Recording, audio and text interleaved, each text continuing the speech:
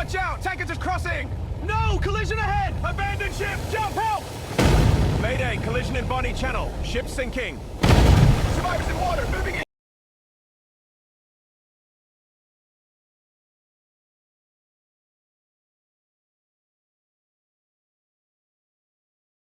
Welcome back to another Explainer. Today, we're zeroing in on an unprecedented, completely unpublicized maritime incident that literally just happened yesterday, May 20th, 2026. Right now, there's a total information blackout. Mainstream media hasn't even picked up on this yet. We've pieced together the preliminary facts of a rapidly developing situation down in the Gulf of Guinea.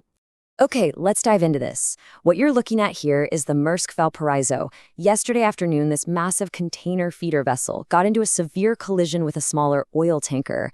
The result? The tanker completely sank, it's actively leaking oil, and the Maersk Valparaiso itself is now grounded.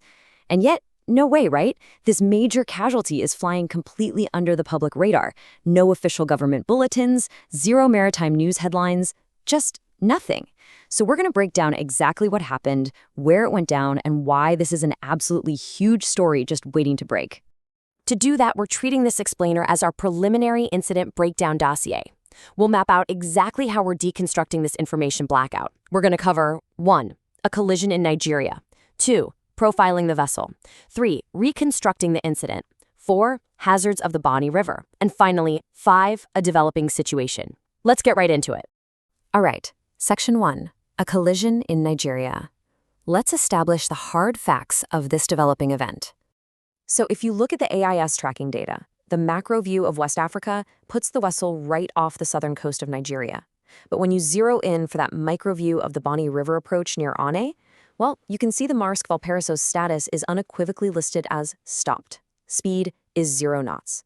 As of our preliminary report today, May 21st, this tracking data independently proves the ship is immobilized and firmly grounded right in the middle of this really crucial waterway.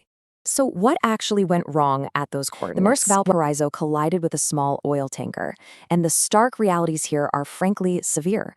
The smaller tanker completely sank and is actively leaking oil into the water.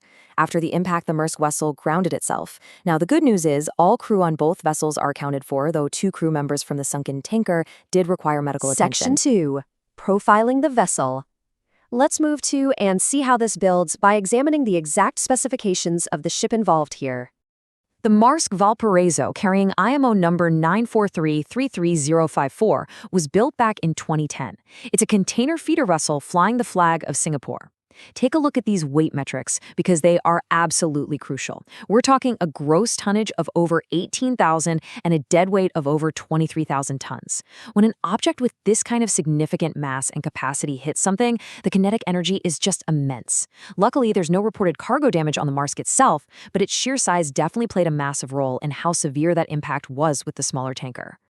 Moving on to Section 3, reconstructing the incident. How does a modern, well-equipped ship actually end up grounded after a major collision? Tracking the ship's journey gives us the whole lead-up. The vessel was just making its standard way along the West African coast. It spent early May in San Pedro, then hit Abidjan in the Ivory Coast from May 11th to the 13th.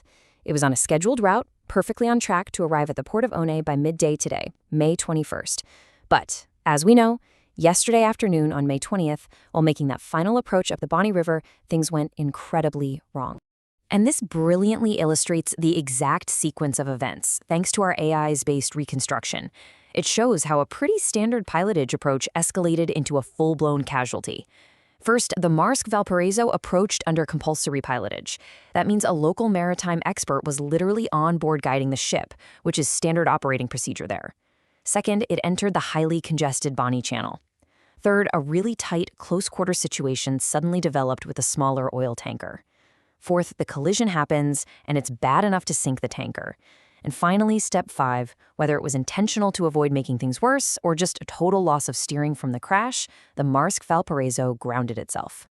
That brings us to Section 4, Hazards of the Bonny River. Let's shift focus to the physical constraints that make this waterway so notoriously tricky. I want you to keep this number in mind, 175.55. That is the exact length, in meters, of the Maersk Valparaiso. To put that into perspective, we are talking about a vessel that's roughly the length of nearly 2 entire American football fields, trying to squeeze through a highly constrained space. When you have that kind of massive physical scale, your maneuvering room isn't just nice to have, it's your absolute most critical asset. So the crucial point is how that 175-meter length interacts with this extremely tight environment. The Bonny River features a really narrow dredged channel with a depth of only about 10.6 to 11.4 meters. For a fully loaded feeder vessel, that means your under keel clearance, the space between the bottom of the hull and the actual riverbed, is dangerously tight. Add in a high density of offshore vessels, really strong tidal currents, and a compulsory pilotage zone, and you get incredibly tight, unforgiving margins for error. Even with a local expert on board, the slightest miscalculation or mechanical delay can trigger exactly what happened yesterday. Finally, Section 5, a developing situation. Let's look at the massive information void currently surrounding this whole thing. Here is the stark reality of where things stand right now. The knowns? We know for a fact the ship is grounded, the tanker is sunk, there's an active oil leak, and the Maersk crew is safe. But the unknowns? They're honestly staggering. Because of restricted comms and zero official reporting, we still don't know the name, the flag, or the owner of that sunken tanker. We haven't heard a peep from the Nigerian Navy or local authorities, and most critically, we have zero idea what the pollution containment status is for that active oil spill. Which brings us to one final thought. The data is clear. A 175-meter vessel is stuck. A tanker is sitting at the bottom of a critical African waterway, and oil is actively leaking. So, when this media blackout finally lifts and this data hits mainstream news, what will be the true environmental cost of the spill? And how much will a blocked channel at Ane choke the regional supply chain? This is an unprecedented, massive developing story, and now you have the foundational facts to understand it before the rest of the world even knows about it. Thanks for hanging out with me for this explainer, and definitely keep a close eye on the Bonny River.